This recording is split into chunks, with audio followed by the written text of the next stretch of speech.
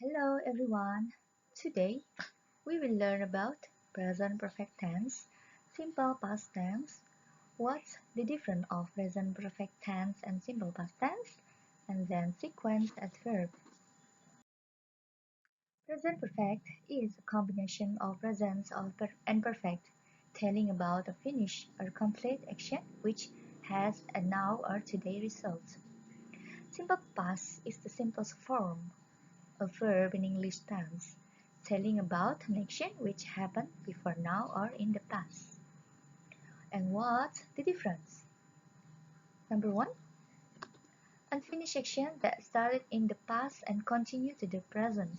For example, I've known Julie for 10 years and I still know her. For past simple, finished action. For example, I knew Julie for 10 years, but then she moves away and we lose touch.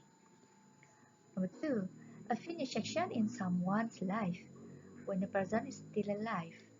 Life experience. Example, my brother has been to Mexico 3 times. For past simple, a finished action in someone's life when the person is dead. My great-grandmother went to Mexico 3 times. Next, number 3, a finished action with a result in the present.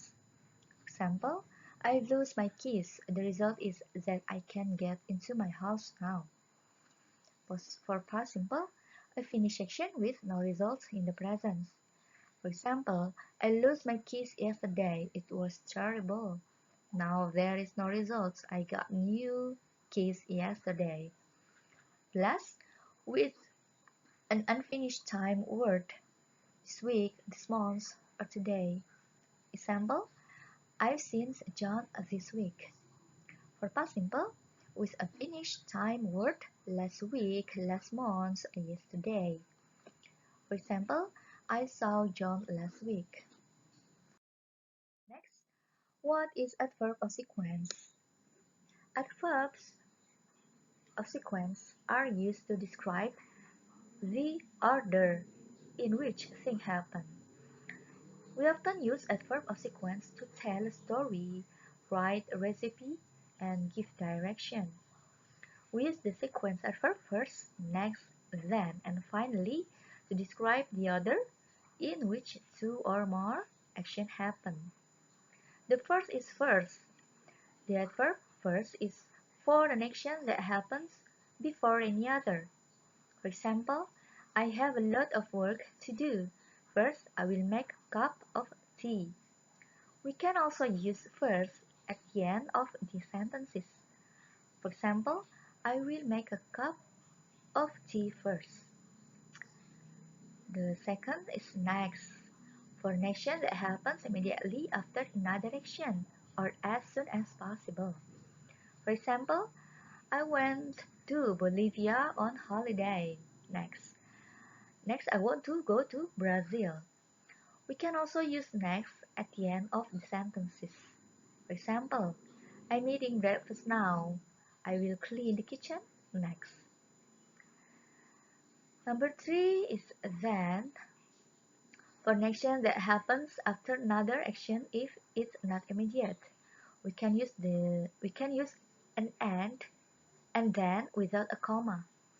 Sarah is doing her degree, then she wants to be a lawyer. Sarah will probably not be a lawyer immediately after she gets her degree.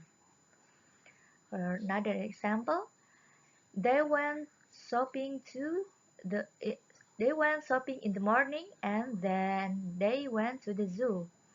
We don't know if they went to the zoo immediately after they went shopping.